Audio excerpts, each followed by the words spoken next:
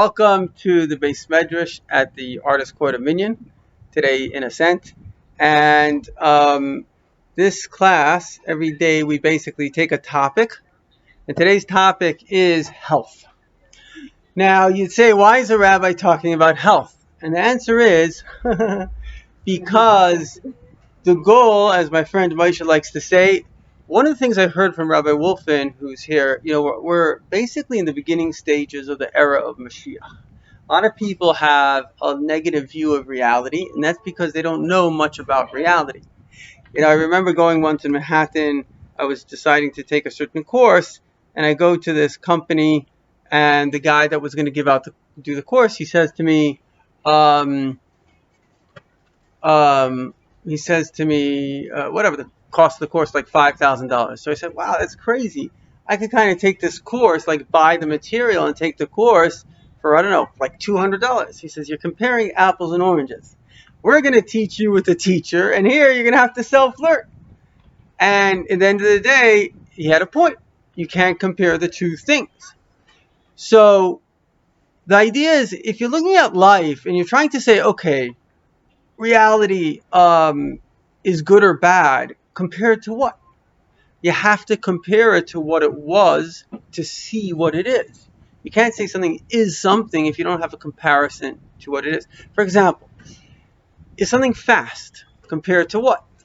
Am I a fast person? Compared to you, maybe I'm fast. Compared to cheetah, I'm pretty slow. Cheetah compared to a plane is pretty slow. Compared to light, it's very slow.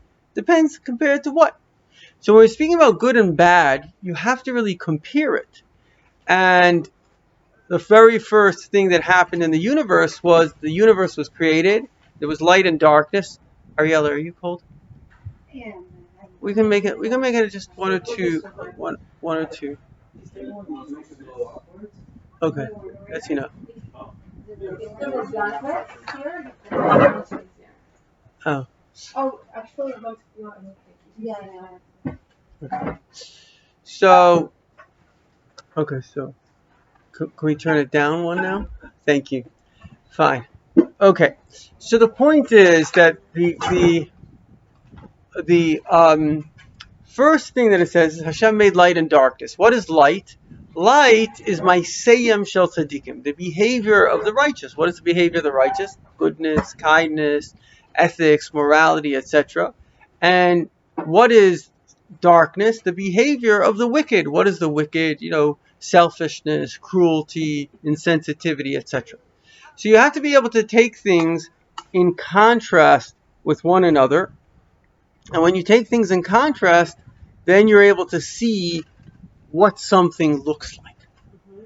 And so the idea of life is that if we look at what the world was to what the world is, we begin to realize, wow, we are literally in Mashiach's times. Who could have imagined, even myself, right? I couldn't have imagined when I grew up, the phones were like this, right? So, and there was a massive Cold War. I don't know where you were, but when I grew up, your parents might have been stuck in Ukraine and they couldn't have gotten out. I met a guy, a Jew, who became a Baal Tshuva from Russia, and I said to him, why did you become religious? So he said that he was a statistician, and he said statistically there was no way Russia was going to let its Jews out. He became religious through this thing. The idea, and the Rebbe had it all predicted. The Rebbe knew that this was going to happen. The idea that the world would change. And this is something very important to understand. People think, oh, this problem, that problem. Think about this. Usually in human history, if there was a transition of power, when Russia went from the Tsar to basically communism, 3 million of the citizens were killed in a civil war. When there were transitions of power, millions of people died. You know what that means? And here, China went away from communism to basically capitalism, which made the country a much better place. India we're talking about most of the world transitioned to a better way of life without a single shot being fired. If that's not Mashiach, what is Mashiach? Now, part of what this means is that Mashiach has two stages. Everything has an inner and an outer dimension. The inner dimension is the internal transformation. You should know the internal transformation is greater than the external transformation. The whole world was made, as I said the other day, the Alter Rebbe says, Tama Amiti, the true reason for this world is about Shuvah. So we should change. Hashem doesn't need to change. I gave this story the other day where this guy, I don't want to say the whole story because I said it before, but his friend had a daughter, the daughter was ill, and in any event, he comes to the Rebbe said they should enroll the daughter in Beis Yaakov. She was like in a modern Orthodox school, and they didn't do it, and unfortunately the daughter gets very ill, and finally he goes to the Rebbe and he says, whatever, the daughter's in ICU. The Rebbe said, did they enroll in Beis Yaakov? So now what do? Go tell a father, did you enroll your daughter in Beis Yaakov? She's lying on her deathbed. So he tells the father anyway, because the Rebbe said so. He felt it's something important. And immediately the daughter got better, and it was a miracle. So everybody in Borough Park speaking about the miracles. The Rebbe said something very profound. Are you okay? Are you cold? Sure? Okay, let's do one higher. Perfect compromise. Just one. Okay, thank you. So Do you want me to try and find a temple or a shower?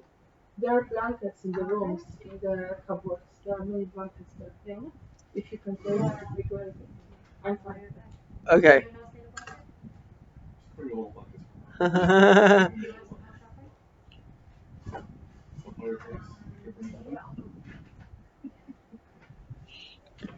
Okay.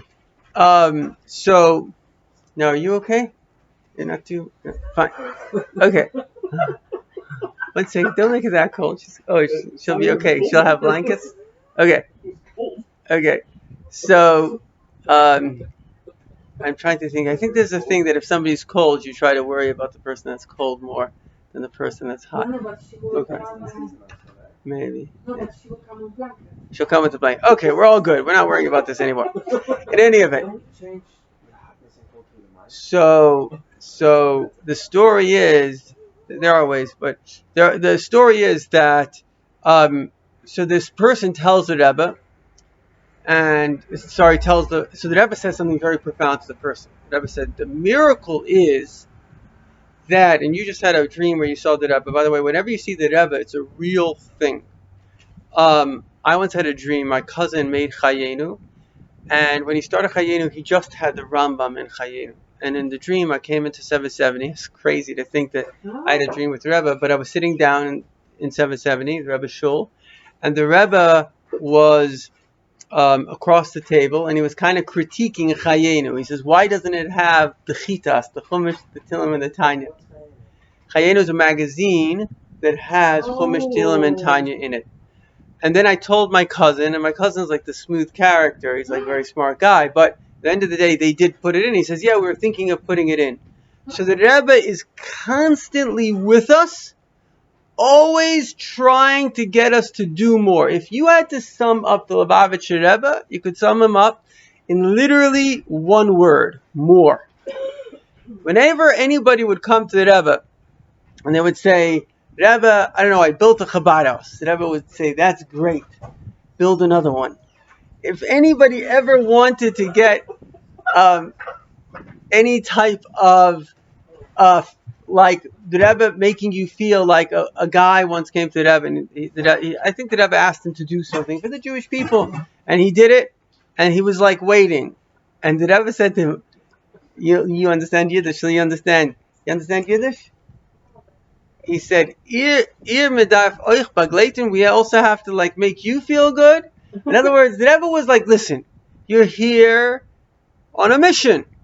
This is what you got to do. Somebody once said to the Rebbe that, or the Rebbe was complaining to somebody, there are other Hasidic groups that they came to Israel. In the beginning, we don't realize the Israel that we've come to is millions of miracles. People gave their lives to drain the swamplands. There were malaria, there were mosquitoes. If you look at what Mark Twain writes about Israel, I'll find this and I'll show it to you. But Mark Twain, hold on one second, let me find this. Mark Twain. Yeah, it was a barren land. Yeah, isolated.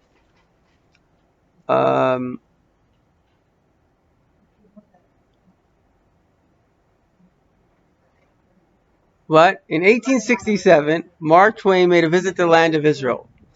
So this is what he said.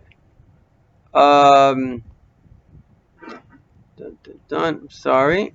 One second. Hold on. I'm sorry.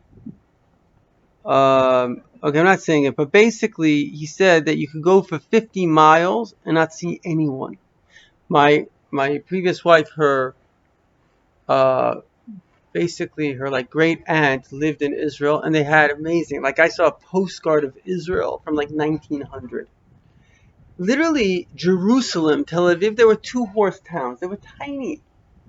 So the whole claim that the Arabs own Israel is a lie. When did the Arabs come to Israel? They came when the Jews came. When did the Jews came? Basically, there were always Jews in Israel. Right over here, we have a family that was here since the time of the Beis Hamikdash, in Pekin, taking care. I actually have rocks from the Beis Hamikdash in the shul in Pekin. What? Yeah, they have stones from the Beis Hamikdash in Pekin, by the tomb, by Pekin. It's by the cave. It's by the cave of Rabbi Shimon Bar Yochai. There's a shul there. There's a lady, the Margolis. She's the last woman. The whole place is Arab, but I guess they're actually good Arabs. They're kind of friendly Arabs, as friendly as Arabs can be. And they actually, she's taken care of this. Her family's been taking care of this place for 2,000 years. And so the Jews here, literally for thousands and thousands. You'll meet some Jews that have never left Israel from like when Avraham Avinu came into Israel. Jews that have been here. There are people that even have their family trees since. In any event, but the point is, what happened was there was this great fervor for Eretz Yisrael, and in the 1850s you had Jews that came here, mainly from Europe, and they were like what's called chalutzim. They decided to drain the land. When did your ancestors come? Morocco. Okay, they came probably like 47 or 50s. In the 50s, right. So what happened was that Israel was a swampland. And they literally, people gave their lives to drain the land. They had to get rid of that water because that's where the mosquitoes were coming from and people were dying. It's not a joke. So we are literally sitting, how many lives were given, the wars that were given. We're sitting in Gan Eden. And therefore we have an obligation to give. It's very important. The older generation, in a way, I think they're a little tired. They went to war. They fought. They're a little tired. But we're the younger generation. We're the people that, I came here a year and a half ago. We're the ones, when you're younger, you have vision. We're the ones that Rebbe says a very profound, important thing. Well, you should listen to this. He says that when you come somewhere, you have a sense of the opportunity of the location. A person that's living in a city for 20 years doesn't think I can be the mayor. He's like, whatever, I'm just a citizen.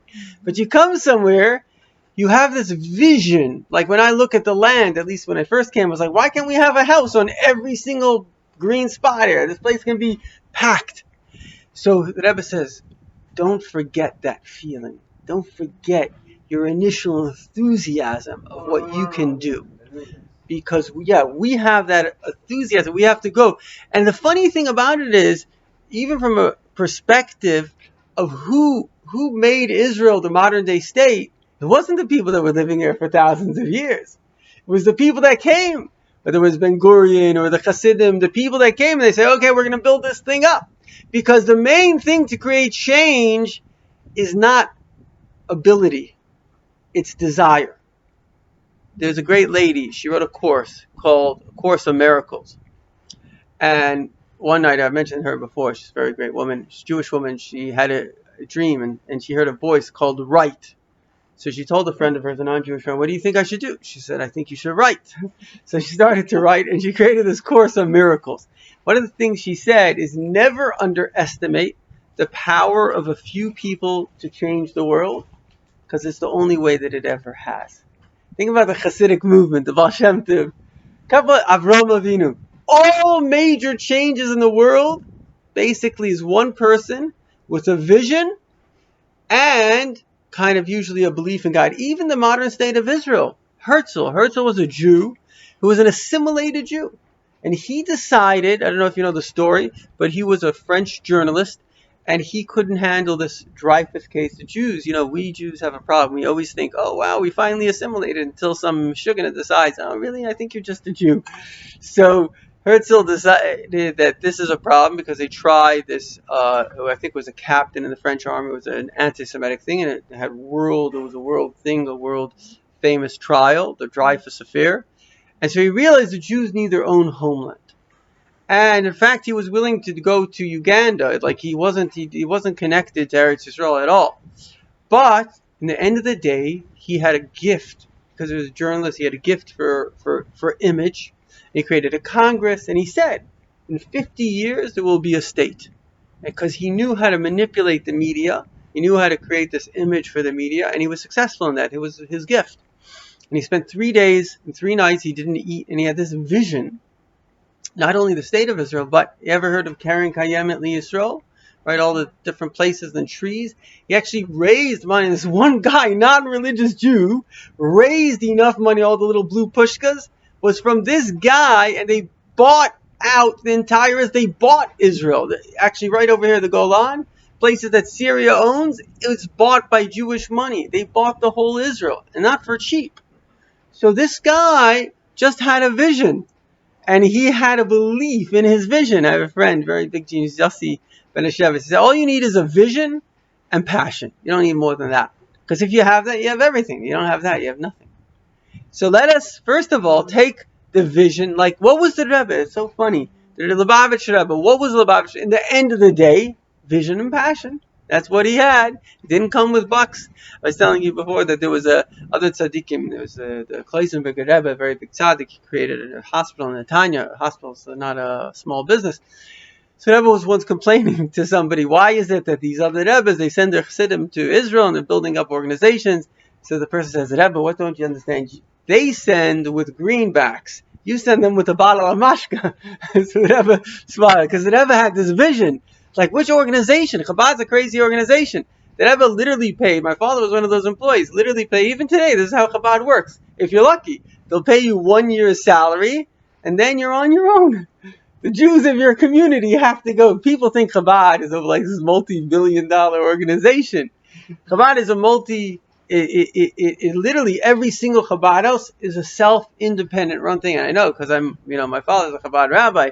Trust me, it's pulling teeth. It's not easy. You want to create, I don't know, I'm not trying to put anyone down, but you want to create a conservative temple, you're going to find a lot of money. But you want to create a Chabad house, it's going to be hard. Anything you can do for holiness, this is my line, is double as hard.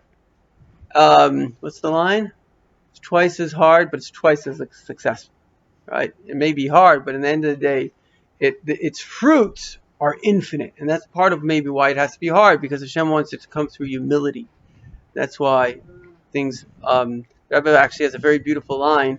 He says that anything good, the sooner the better, and the more the merrier. That's a very, very important line in life, because often in life,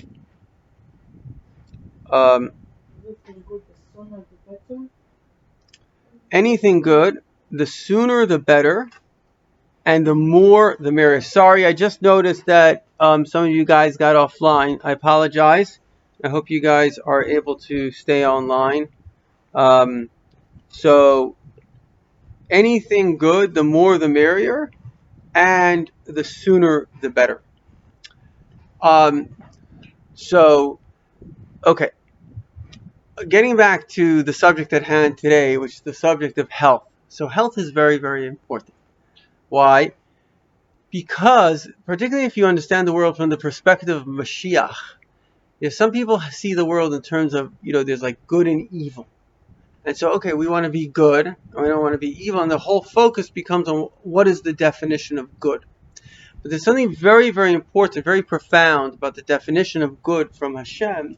And it says that Hashem is Shleimusa Dekula. He is the perfection of everything. By the way, if anybody has any... does anybody have a paid Zoom account? I think I might be switching to Zoom with some complications with the technology, then more people can get on. Okay, we'll work on that some other time. But Shleimusa Dekula means the perfection of everything. Now, it's a very important word. Why? For example, you can have an artist, And most artists will excel in one field. They'll excel, I don't know, in I don't know, what do you excel in? Doodling? A doodling. I do a lot of things. Okay, you have Several fields, several fields. Okay, let's see. but not everything. Not everything. So, but then you can have, let's say, if you were infinite. I don't know, a guy like, he's not infinite, but Michelangelo, for example, was amazing in many different fields, in sculptures, in paintings, in dress, in many different things. It was like this artistic savant, right? So this is an interesting perspective, because you're not talking about this guy's an expert in that, he's the best in this. No, he is got this unique ability to do any art in the best way possible. And so this is a mushal, this is an example for Hashem. Hashem is not the best. The best would be in comparison to the worst, and he is the best, and it's limited. No, Hashem is kind of the best of everything. So what is Mashiach in a way? It's the revelation of Hashem. And therefore it's an interesting thing. We think about, why does Mashiach have to be accompanied? It says there'll be nice, gluten-free cupcakes coming out of the ground. Everything good. You name it, it's there. There's literally going to be a meal, and in the meal you're going to have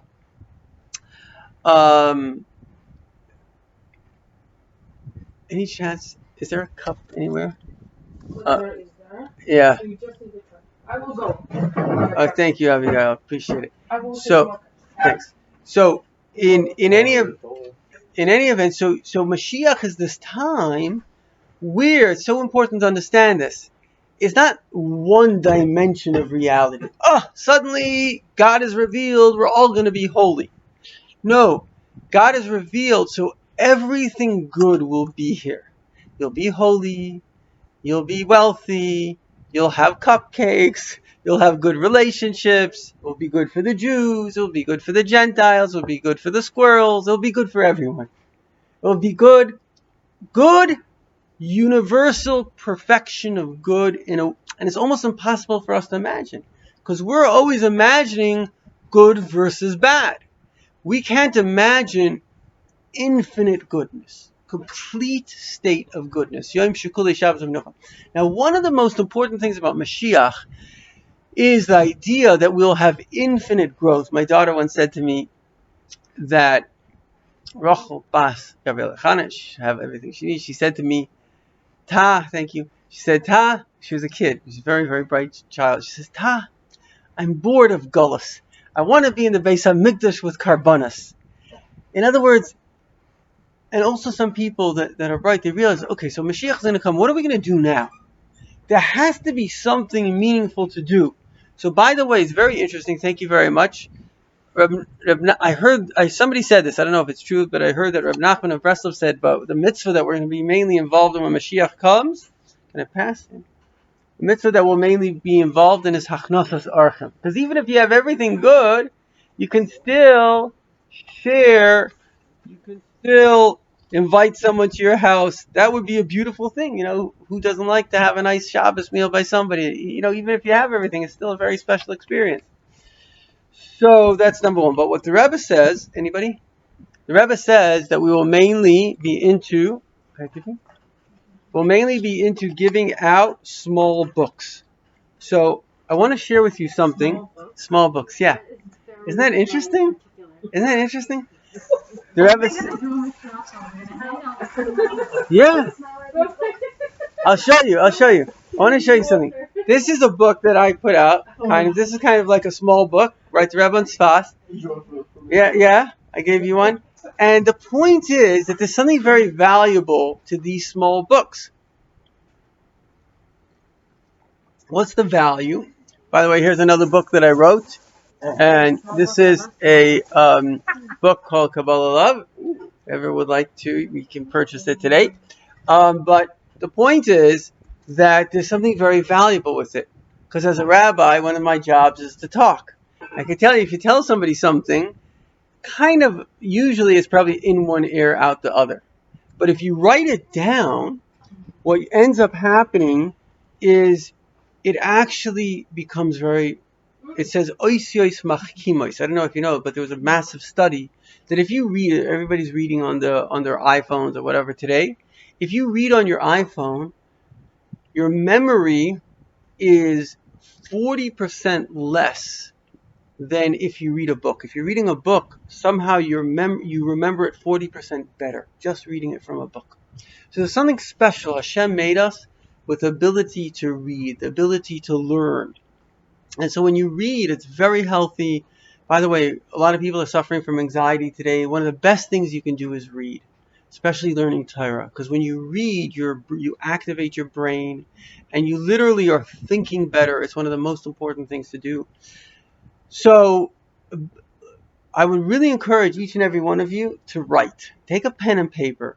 And here's something kind of, this book, Kabbalah Love, it took me 1 day to write. So all you need to do is you start with a concept. Just start with an idea. Say, I think this is how I find it. You start off with what you want to write about. I don't know. Say I want to write about, now obviously you should have an idea what you want to write. Let's say you're going to write about health and you have an idea. But people think, I got to work this whole thing out and go to 10 professors. Just start to write. And you'll see, probably, I can't guarantee, but you'll see that the Rambam says there's a Ruach HaKodesh in writing. Rebbe says, up to the time, or maybe somebody else said it, up to the time of the Shachvataz, it was not that long ago, 300 years ago, every single sefer was written with Ruach HaKodesh.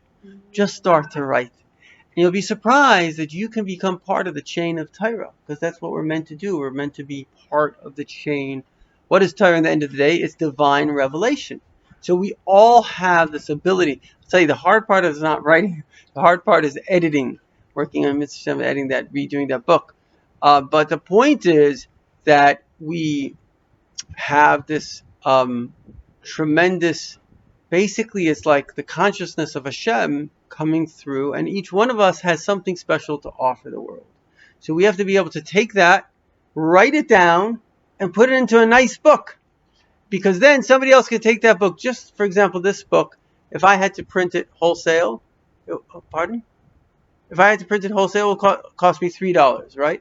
So if I give that book to somebody, it costs me $3, that can change people's lives. And I think it has changed people's lives because the guy has it and he can pick it up and go back and forth to it. It's unbelievable. For $3 change someone's life.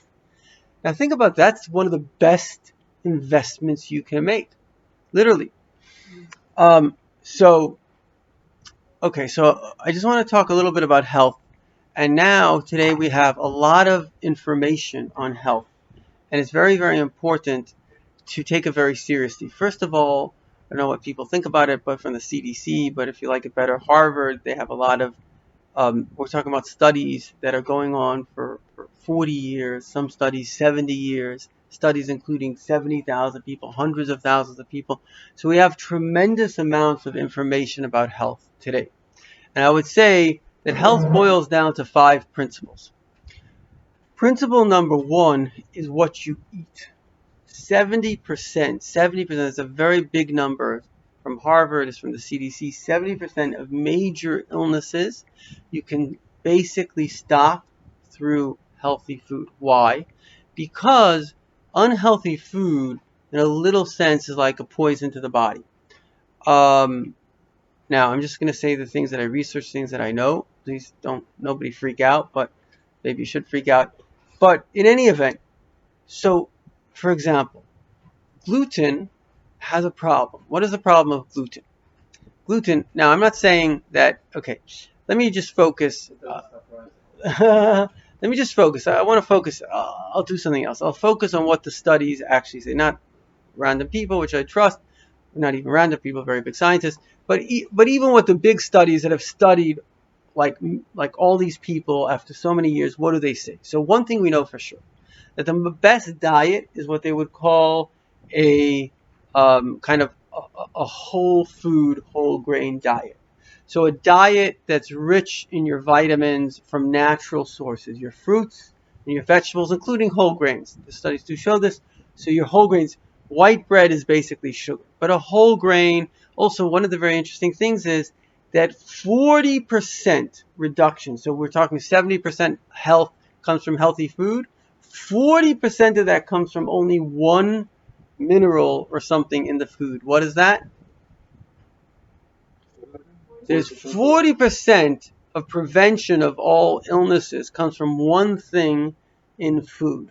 And this has been very, very well documented. The Mediterranean diet has it, and it's a very well documented thing. It's fiber. Fiber is the one thing that 40% of your health basically depends on fiber. Now, why? What's so great about fiber? So fiber does a couple of things. This is what I'm just saying this. I'm not saying the studies say this, but I'm saying what I see what fiber does. First of all, fiber helps you be regular. The Rambam says that being regular is very, very, very important. And I notice if I, feel a little constipated, I'm very careful to make sure I know the foods that will constipate me, like regular white bread, too much protein. So I'm careful of the foods. The Rambam says if you do get constipated, you could use olive oil. But usually I find tomato juice, things that are rich in fiber will help you go. Okay. Also, fiber is very important because fiber, and this is very interesting, sugar is very bad. Why? Because it spikes your blood sugar. But what fiber does is it releases your sugar slowly. So even though you would say, well, a fruit is not so good, it's high in sugar, but it's also high in fiber. So fruit juice is very bad because it's going to spike your sugar. But a whole fruit is rich in fiber, so it's very good because it's going to give you all those vitamins and it's going to release it slowly. So you always want to make sure that any food you have has its fiber, right? So a whole grain or whole rice, anything that's filled with fiber is going to be good for you. If it's taken out its fiber, you're basically eating candy. You're eating sugar. So that's very important to understand. And she wants to see the book. Okay, that's number one. So again, very, very important is the foods we eat. And the other side of it is the foods that we shouldn't be eating, right? So too much meat is very, very bad for us. Meat, in fact, what it does is it has a fat that covers the cells. So a little bit of meat on Shabbos is okay, but the meat covers the cells. And it doesn't let, one of the most important things, of course, is insulin. Insulin takes the glucose and pushes it into the cell. But if you have the fat of the meat, what happens is it coats the cell with a fat, and then the glucose can't get in. And that's why you need more glucose, and then people become insulin intolerant. So basically, red meat should be done very, very, very little.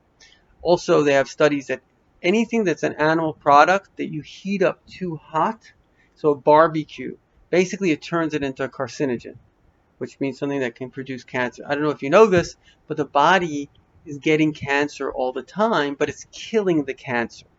And so the healthier your food system is, the better your immune system, the better your ability to kill those little cells all the time. You're always getting diseases. You're always killing disease. So the body, one of the greatest things, this guy, I think his name is Dr. Gerber, he studies every single nutritional article that comes out. And he says a very important thing that most of us don't know. The body is always in a disease health balance. It's never like we're healthy. I'm healthy, I can do whatever I want. I'm ill. What do I do? What does the doctor say to get better? That's a mistake. Because the body is always fighting disease. Always. The healthier your food is, the better its ability to fight the disease. And so that's why the most important thing is don't get ill in the first place. Because God forbid, especially with cancer, once it starts, it's a whole story. But if you're always eating healthy and staying away from the unhealthy stuff, and it doesn't start in the first place, you're so much better off. So that's why we really have to make a commitment to eat healthy. It's not easy. Cheesecake is good. All these things are delicious. I love it. Trust me. But we have to really make it a very, very important. There's a line. A small hole in the soul is a big hole in the body. A small hole in the body is a big hole in the soul. So again, living like Mashiach is living consciously. Eating right. Other things that I can tell you that are important is certainly they have studies that like blueberries. Blueberries are very, very healthy, but they spray them with these pesticides. So you definitely want to wash everything off. Anything that is sprayed, you want to wash it off. Definitely in terms of oils, it seems that only olive oil is really a good oil. The other oils, I don't know how good they are, but most of the oils you want to be very careful. There's an Israeli study, very important study, that there's something called omega-3, omega-6 ratio. So normally like fish oil, flaxseed oil, chia seed, thank you, is very rich in omega-3. Does olive oil have omega-3s? I'm not sure. No. No. Okay. Okay. So omega-3s are like flaxseed, chia seed, and mainly fish oil. Now the healthy ratio, and this is very, very, very important, healthy ratio of omega-3 to omega-6 is like 4 to 1. 4 omega-6 to 1 omega-3. The normal diet that we have, there's so much fat that's added, it's 40 to 1. So all these things, it's interesting. In Israel, they'll always say high fat content. There's a reason they're saying that, because it's very unhealthy. If it was olive oil, it's okay. But any other oil, and you're taking, it's like poison. It's not okay at all, right?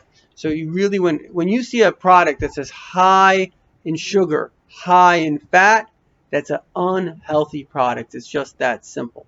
Now, I don't know about salt. I haven't seen if salt's that bad or good. Salt, in ways, is very important to us. We need salt. I don't know enough about it. Certainly, if people with heart conditions, too much salt could be a problem. But I think if you don't have a heart condition, too much salt, I don't think is an issue. So that's important in terms of the food.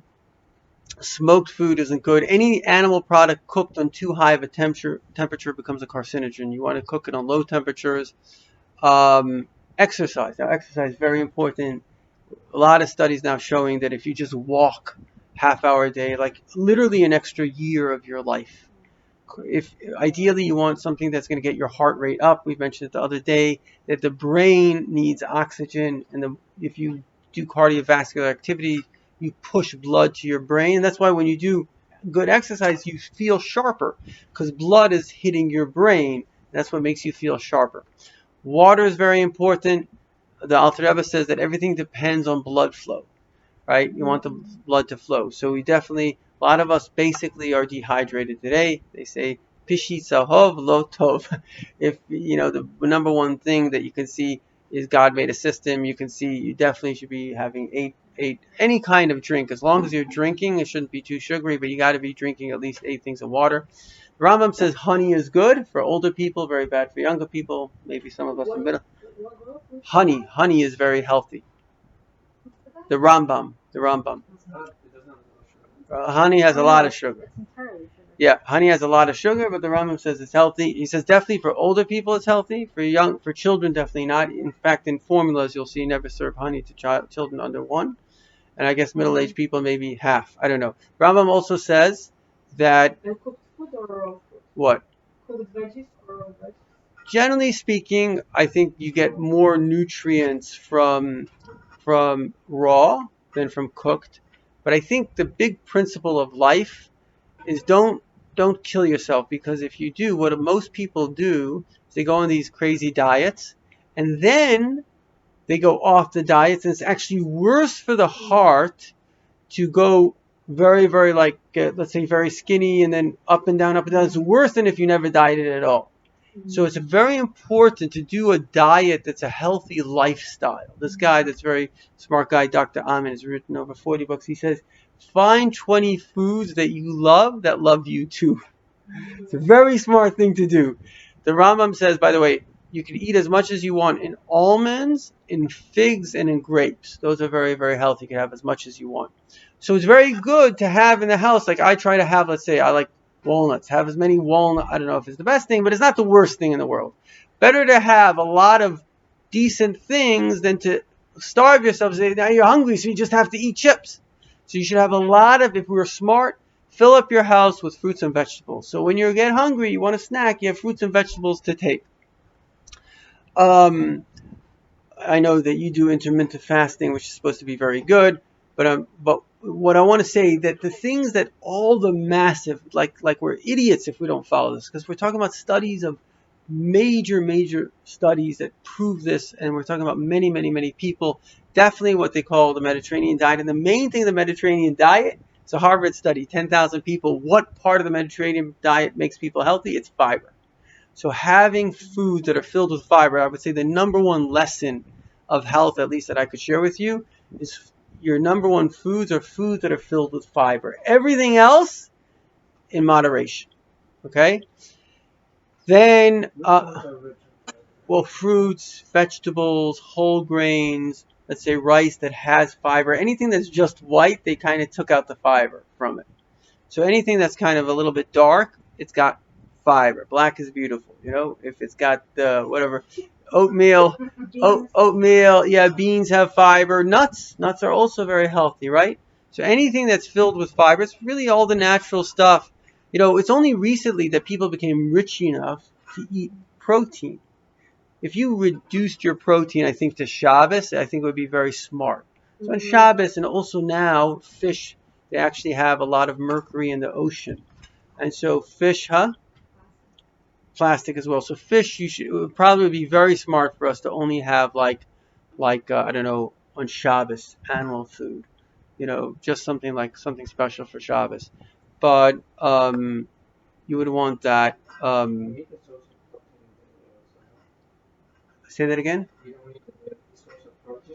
So this is an interesting question. Do we need a daily source of protein? And the answer is that there's a lot of protein in vegetables. People don't know that vegetables are filled with protein.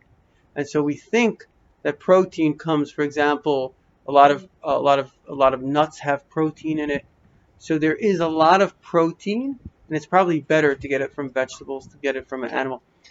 I don't want to go to, I just want to like try to focus on like the studies that are like absolute, that we know 100%. But yeah, I personally can tell, like I'm a little sensitive, and I can tell my body's feelings about different foods. Like I right away can feel the effect of sugar, but also if I have too much animal protein, I can sense that it's not good for the body. And since I stopped, it was a while that I was vegan. Since I stopped animal or reduced animal protein, I've become a lot healthier. So animal protein, I think, it should really be done. They say you shouldn't have more than like a palm full of animal protein a day. Yeah. Can I ask you about bread? It's so important to say hamotzi. Yeah. So, what if the bread is not so good because of the gluten? Why it's such an importance in Judaism? Okay. So I should say this. I want to take back my comment about gluten. I do. I'm just going to take it back, even though there are the guy who's very big study in what's called microbiotics. Microbiotics is the gut bacteria and has a big thing. So he's actually a from guy in Sinai Hospital. And he says that gluten kind of opens up the intestines and it lets in little particles, which then the immune system attacks, and that creates inflation. Inflammation. There's a whole thing now about inflammation. So but still, I want to stay with only what the massive studies say, which are 100%, because sometimes a person can see something, but these are studies that are looking at people over 40 years, so it's 100%. I shouldn't say 100%, but it's very, very accurate. So based on these studies, they don't say not to have gluten. They say to have whole grain. You shouldn't have white bread. We should definitely have healthy bread. There's a very big difference, because white bread is literally sugar. A friend of mine, a doctor, said that basically the chemical makeup, when you take white bread, the body immediately turns it into sugar. If you take like people that have diabetes and they have the things to measure sugar, if you eat white bread and put it on, let's say, your tongue, it will come out like sugar. So I don't know about sourdough. I don't know. One thing I know for sure is that whole grain is what you want. You don't want, whole wheat. The Rambam actually speaks about it. It's very interesting. The Rambam says not to have white bread, to have whole grain bread. So it's very interesting.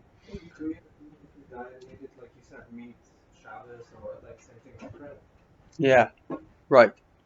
That's true. And now the next thing that's very important is exercise that we mentioned. Baruch Hashem and Sfas, you don't have a problem with walking, but still you should do some aerobic exercise. You should build up your heart rate. Then the other thing that's very important is sleep. There are 700 health benefits from sleep. 700. Sleep is very, very, very important. So now I'm going to tell you two other things that you may not realize but are very, very much connected to health. And this one you probably know, which is basically think positive.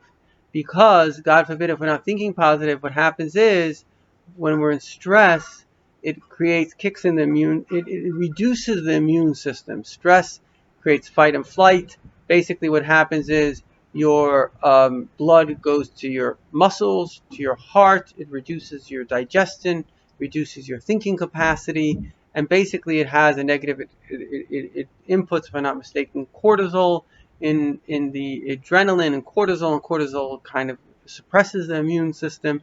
So stress is really not very healthy. How do you de-stress? Well, you got to read Kabbalah Love. You got to read Rabbeinu Bechaya, how to have faith in Hashem. That's basically the best way to de-stress.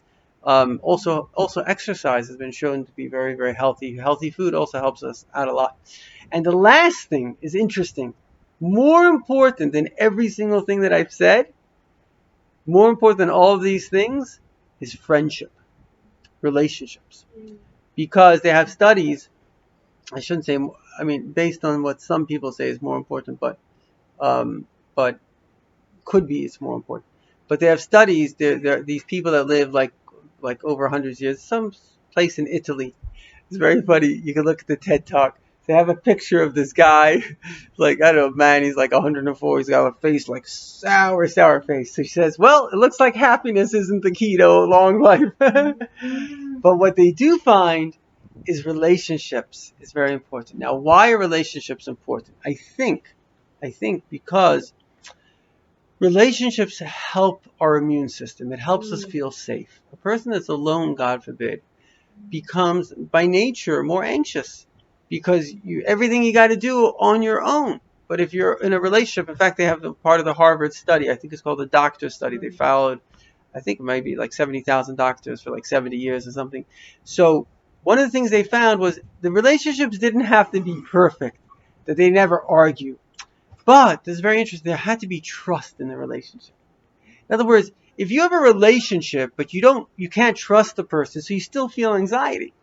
But if you have a relationship and the two of you fight and this and that, but behind the scenes you know that if, God forbid, I fell on the floor, this person would take me to the hospital. So therefore, it's like there are studies now that I'm not, maybe some of people have gone through this, so I'm not trying to, God forbid, put people down, but I heard that there are studies that unfortunately children that come from divorced home, it becomes more difficult later in life to have relationships. And I think because you have to feel safe. Number one thing I think in relationships is you have to feel safe. And so, I mean, I went through a period of time of trauma, and I could definitely say that in that stage I couldn't have had a relationship because you're so tense. You have to feel safe. It takes a lot of trust to have a relationship. That's why if you're in a relationship, it's so important to make sure that you never do something that breaks the other person's trust, because how could a person have a relationship and not have trust? So I think relationships are very, very important. And it's very interesting because it says, Kinei l'chachaver. You don't, like, I think everybody's waiting for love, but if everyone's waiting for love, you can be the one to give it. Right? If everyone's waiting for love, why didn't you be the one to do it? And like, we don't need somebody else to make a relationship with us. We can make a relationship with them, right? I think part of the problem in our society today is we're, I think men need to be more outgoing. Say, you want to go on a date. You want to marry me, I think women want to hear that, but men have to try, So I think that we have to be proactive in relationships. And then there's friendships. We have to be proactive. It says in the Torah, Kinei l'chachaver, acquire a friend. Some of the Jews from Russia, this lady, she told me that in Russia you had to have a good friend because basically the government was a terrorist organization. So you had to have somebody that you could rely on to, with your life. And I noticed with Jews from Russia, they're very good at like creating friendships, real friendships. So I think unfortunately in the West somehow, I think people are comfortable. So, okay, I'm interested in going to the park with you. I'm interested in having fun with you. Am I interested in you staying in my house for 3 days? Not really. But that you have to have at least one friend that you're willing to host him for a year. In Russia, how did the Chabad Jews literally survive? The government was literally down the throat, but they could show up and my own grandmother. My whole story, the communist government was against the kids' education, and they wanted everyone to be brainwashed. A little bit what's going on, unfortunately, now, the public school system. I just spoke to a lady today. She said, I wish I didn't send my kids to college. So it's a brainwashing. It's maybe even worse than the communist doctrine. It's terrible stuff. But in any event, people can get away with teaching their children. You can homeschool. You can do there are more places which teach values, etc., or you could take a course online or something like that. But, I mean, basically you look at the value system as anti-Jews, anti-Israel, anti-capitalism. It's like every single thing that can destroy a society is like it's crazy stuff going on. But in any event, the main thing that I wanted to say, what was the main thing that I wanted to say? What was I saying just before? Friendships, yeah. Level somebody for your. Oh, right. The idea. Rabbi, I'm one of moving in. The idea is that I've got a studio. I'm sorry, can't help you. So, right. That's the way it was. So, but my grandmother went and she got farmed up because they didn't send the kids to the communist school, and basically what happened was. Every day they would pretend to go to the school, and the two principals, are both Jewish and Gummel. They came and they found out that the Shigalov kids are not going to school.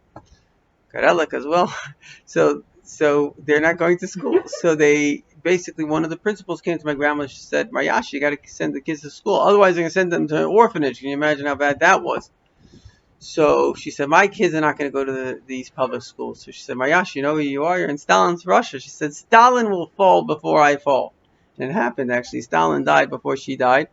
And in any event, what happened was, Binyamin, welcome, all the way from Germany. Good to have you with us. What happened was, she went to a chassid by the name of Bentzer Shem Tov. And Bentzer Shem Tov, actually hosted. He hid her. If he was caught, who knows what would have happened. And he had many people. So these were people that you could show up on their doorstep.